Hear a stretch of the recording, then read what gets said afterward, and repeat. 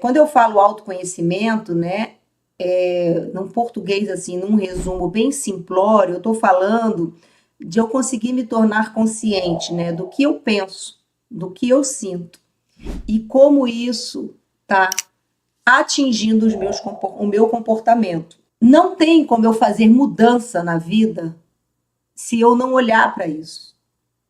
E isso também é a chave de uma conexão de casal. Um casal precisa olhar cada um para a sua história para poder ver o que é meu no kit, o que não é meu, vamos negociar. O que eu não abro mão, o que eu abro mão. E quando eu passo por esse processo, eu também consigo entender que o outro tem uma história, que é uma história dele, que é uma história da família dele, que tem um porquê ele está agindo assim, o assado, que às vezes não é legal, mas ele está disposto a olhar para isso, né? Sempre tem um lado no relacionamento que é mais consciente. Muitas vezes as pessoas perguntam assim para mim: o meu parceiro não quer participar, meu parceiro não quer olhar para ele não quer fazer nada, ele não quer buscar autoconhecimento. Tá, ok. Vamos começar por quem quer. Com certeza você está buscando algo. Você quer melhorar algo. Então, começa com sempre tem uma parte que é mais consciente. Oma, mas ele não vai vir, como é que eu vou fazer sozinho? Quando a gente começa a mudar na gente, aí tem uma frase que é escrita no meu consultório, vou postar essa semana, que é assim: quando eu mudo em mim, o mundo muda para mim. Então, um processo de olhar para mim, e eu falo de olhar para você, olhar para como você está se relacionando com seu parceiro, com o filho de vocês, como é que essa chegada desse filho está te convidando a olhar para você, a curar você, a se tornar uma pessoa melhor. Isso é muito bacana, porque naturalmente você transforma toda essa dinâmica. E o outro, que não é cego, a gente até na hora que está no conflito acha que ele vai ficar cego. Ele não é cego. Ele vai conseguir ver que você está sendo um melhor pai, uma melhor mãe, que você está mais calma, ou que você está se sentindo melhor, ou que você está vivendo melhor. E aí ele, naturalmente, também, como um reflexo, começa a mudar. Muitas vezes a gente sofre porque está repetindo alguns padrões. Eu escuto muito assim, alguns casais, né? Tudo que eu falei que eu não ia fazer, porque tô fazendo igual o meu pai fazia. Eu dizia que era horrível esse jeito dele de fazer assim, o assado, e eu tô fazendo igual. Ok, que bacana que você está podendo reconhecer. Mas e agora? Vamos entender, né, da onde vem isso, por que isso e como mudar isso. Porque assim, se você não fizer nada, você vai seguir repetindo e repetindo algo que você não acha legal. E o teu filho é um grande presente para justamente você fazer agora diferente. Os filhos são mestres. Eu digo que eles nos ensinam lições valiosas. Eles nos ensinam também a ser mais flexíveis e a entender que a vida não é um manual by the book. A gente planeja tudo, a gente bota um script, acha que quando nascer o dia vai ser assim ou assado, a gente programa tudo. Aí vem um serzinho da pá virada que desconstrói tudo. E às vezes as pessoas perguntam assim: nossa, mas parece que faz tudo ao contrário do que eu programei. Pois é, então o que esse ao contrário tá te ensinando, né? Então, se você acha que ele vai funcionar de um jeito e ele não está funcionando bem, não está aceitando ou tá mais reativo, né?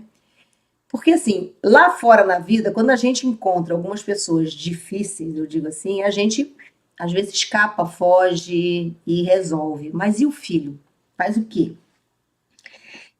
Não tem para onde enviar, né? Eu digo que não tem para onde mandar. A nossa infância, ela é o tempo todo refletida ali. Então, como é que tá essa tua criança, a criança aí dentro de você, né? Esse filho vai convidar você a revisitar essa criança, se ela foi feliz, se ela não foi, mas como ela pode agora se expressar, sentar no chão, e isso está muito desafiante no tempo de hoje, que com essa vida corrida que nós temos, né? O filho nos ensina algo que a gente poderia estar aprendendo, que é tempo de qualidade. Como assim, Oma? A vida tá tão corrida, né? Celular, tecnologia, tarefas, pagar conta, trabalho. Quando o filho chega, ela fica mais corrida ainda porque a gente fica com mais tarefas. E aí, o filho quer que você sente no chão e brinque com ele, esteja disponível.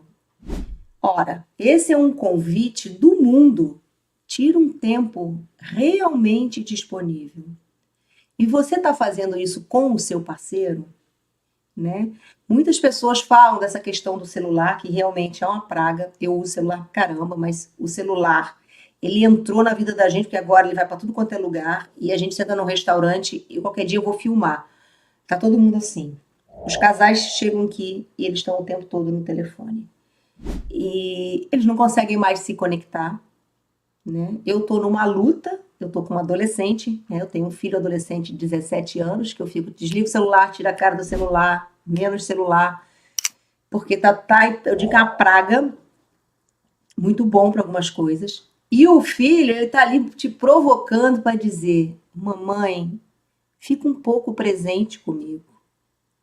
Fica um pouco presente com o papai, ou o papai fica um pouco presente com a mamãe. Eu digo assim, se a gente consegue olhar isso como uma grande lição, senta aqui no chão e realmente esteja disponível por meia hora que seja. Porque as crianças são os professores, eles percebem quando a gente não está presente. Toda essa possibilidade que a parentalidade nos convida a olhar para a gente. E por isso que é tão desafiante também se manter conectado com o seu parceiro. Eu tenho uma frase que eu falo assim que para a gente educar bem, a gente precisa, né? É essencial entender o próprio coração. E quando eu falo de coração, é entender quem sou eu no meio disso tudo. O que eu estou fazendo assim? Eu tive um filho, né? Por que eu tive um filho? Por que eu tô com esse parceiro? Por que eu escolhi esse cara, essa menina para ser meu companheiro de vida? Por que eu tô vivendo o que eu tô vivendo? O que eu posso aprender com tudo isso que está se passando dentro da minha família, dentro da minha casa, né? Qual é a minha participação nisso tudo? Tem um kit que é do outro, mas eu preciso olhar para o meu.